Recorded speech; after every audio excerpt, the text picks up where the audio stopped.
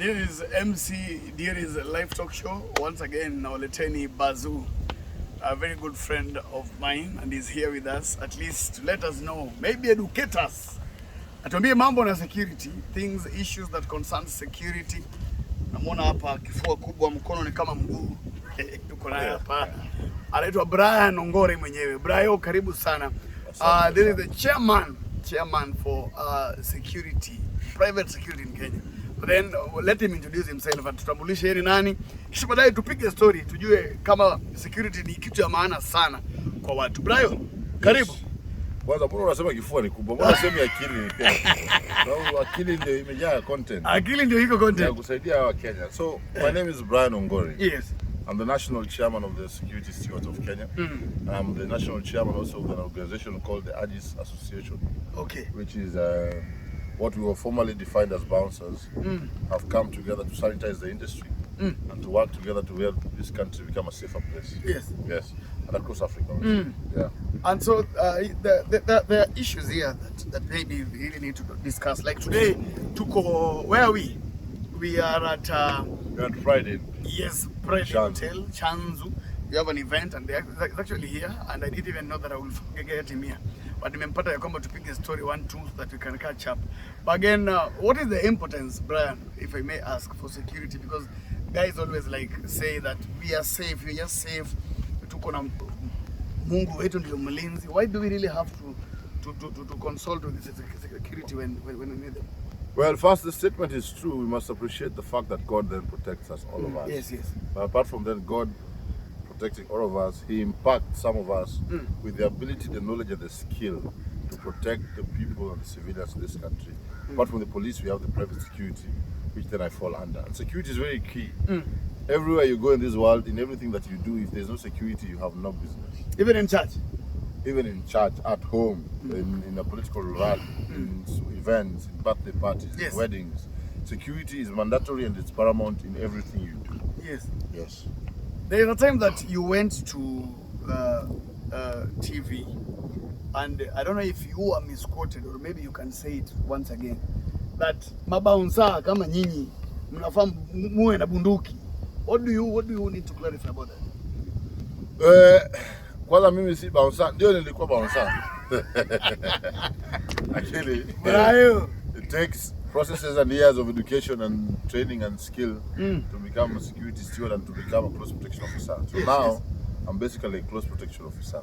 So what I said, and you know, hawa wanahabari wetu pia wanapenda kumisquote, or they bring headlines so that they can sell papers and sell their content. What I simply said, and I want to make this very clear, is that our people, the people in the private security industry, yes, need to be trained, educated, and skilled on how to deal with threats that we deal with. And the threats that we deal with every day are very varied and very wide, including terrorism, armed robbery. Even now we're dealing with cyber insecurity, and things like that. So our people need to be well skilled, equipped, and trained. Yes. And what they misquoted is that I said we need to be taught how to know gun safety and how to handle gun threats. That's important. Very important. Okay. Very important. In an establishment like this, for example, if somebody, if a shooter or a live shooter were to come here and starts opening fire to the civilians here, yes, we have a security or a police station nearby. Yes. But what does the private security in here, what are they required to do immediately? What do they do before we have backup from the Kenya police? We at least need to have people, 1 or 2 people, who then, if they don't have, or if they are not armed themselves, yes, so that they are able to disarm. then, yes, they're able to know how, if they were to disarm a certain individual, what do they do with the firearm? How do they keep it safe? How do they use the firearm to protect the civilians and such kind? Now there is an issue of bouncers going to the gym, and they go to the gym and they have muscles, and they become a threat, and they bully people who are like us. They look like they are the owners of the land. What's your take about it? One, I think the society just needs to be more confident of themselves, because if somebody has trained, somebody looks good. Going to the gym is for everyone, all civilians, every human being is supposed to have some level of exercise. Yes. If somebody chooses weightlifting, is a form of exercise. And weightlifting is in security. It is used to help you to undergo the different threats or is either minimize or reduce or contain the threats that you may have. Yes. That is why you might need a bit of strength to help you in your movements, in capturing somebody, in subduing a threat. So if somebody has trained, but most of you guys take advantage.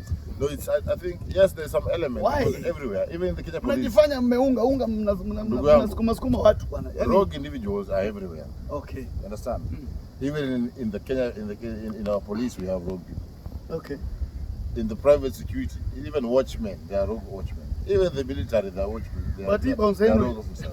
I've heard that it's rampant. No, I think we're just yes, there are some of us who are indisciplined, and I will not say that we're not working well. That's why the association has come to help sanitize the industry, to streamline it, to discipline our members so that we have a good task force. But apart from that, also we have pia tunaonewa. Pia tunaonewa sana because people assume that these guys are big-bodied, wanajifanya, lakini mtu wako tu jistarehe zake. Mimi sasa kifua yangu ilikuwa kubwa, ama nirudi mazoezi kama sasa nimekuwa out of the gym. Ni out, mkono ni out. Yes, you're training for a while. I've been busy in the country up and down, making sure things are okay for us. Yes. But when I'm back to the gym, nirudishe mwili yangu sasa ile namba 4 sasa. Napiga test inaonekana. Sasa kama wewe unataka kwenda mazoezi, sasa shida yangu iko wapi hapo? Now another one, Brian, as we finish up. There are issues that actually come in, like for example, people who take advantage of the bouncers in the sense that wanapata bouncers wako na njaa. Sasa bouncer akiwa na njaa anakuwa vulnerable, akikuwa na event ya pesa nyingi tu, kama leo tuko hapa Pride In, event kubwa sana ambayo imetengenezwa na tuko hapa na wewe kama mwenyekiti wa Bouncers Kenya. People take advantage of bouncers sana. Unawalipa pesa mbaya kama wewe uko pesa mbovu. What is your take and what are you going to do about this moving forward? Our industry has suffered a lot in terms of becoming among the people who are paid below minimum wage. Tumedhulumiwa, tunalipwa pesa kidogo sana. Yes. Lakini association imekuja kuhakikisha kwanza watu wa security tunajua tunafanya nini. So if somebody is in the private security industry, they need to know what is their roles. Once they understand what their roles is, then that determines what they are paid. And we need to have a minimum wage. So these companies know, huyu ni mtu akona familia, anatumia fare, alipa NHIF, alipa NSSF, anafaa kuwa na pesa yake ya starehe kidogo, anafaa kuvaa vizuri. So we are requiring the government to help us in making sure that our people and across the board, people in the tourism industry, private people who need security, companies, events, they pay up well. So that ukimlipa vizuri mtu hata kuibia moja, hata kuwa na hasira, ukimkasirisha kidogo anafikiria nyumba kuna njaa, akupige kofi.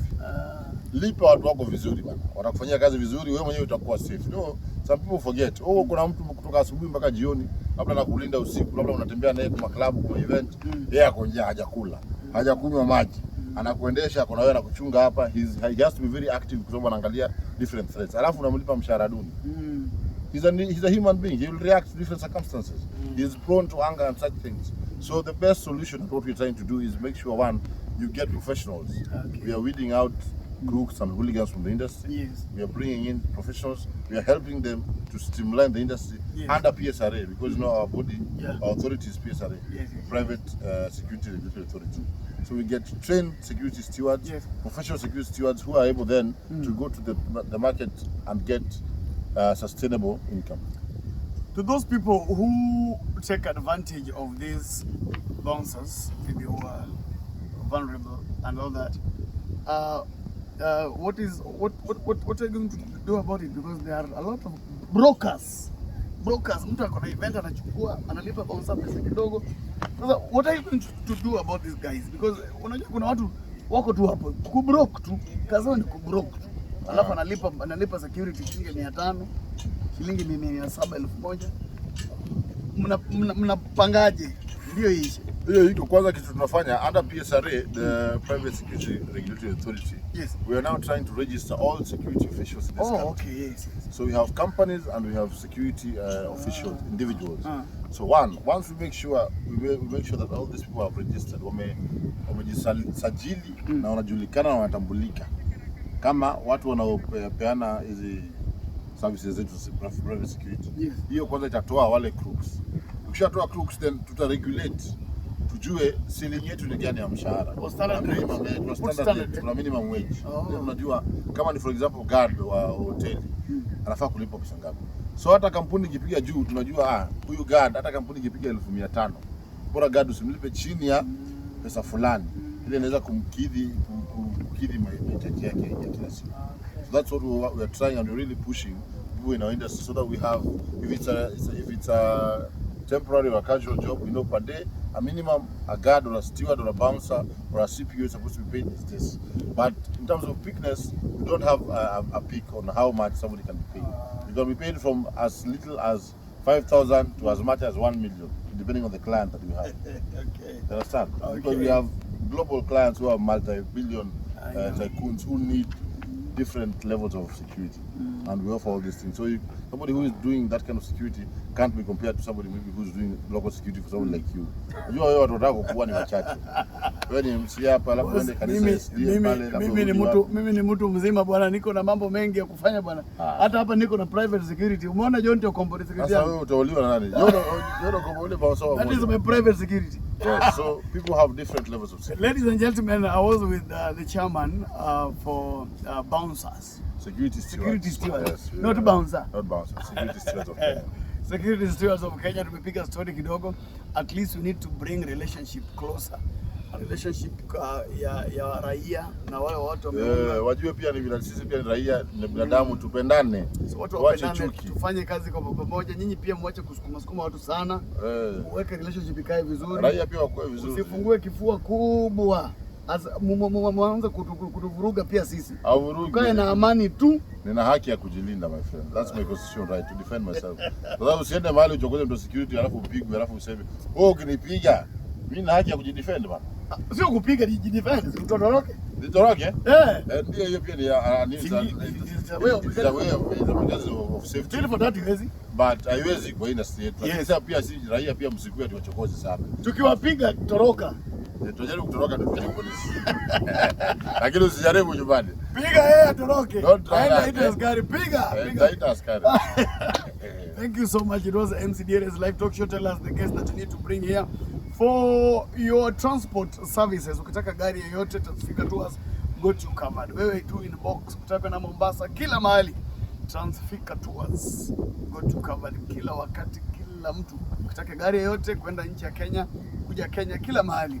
Transfika Tours. MC Dieres live talk show. Asante sana. Brian Ngore. Yes.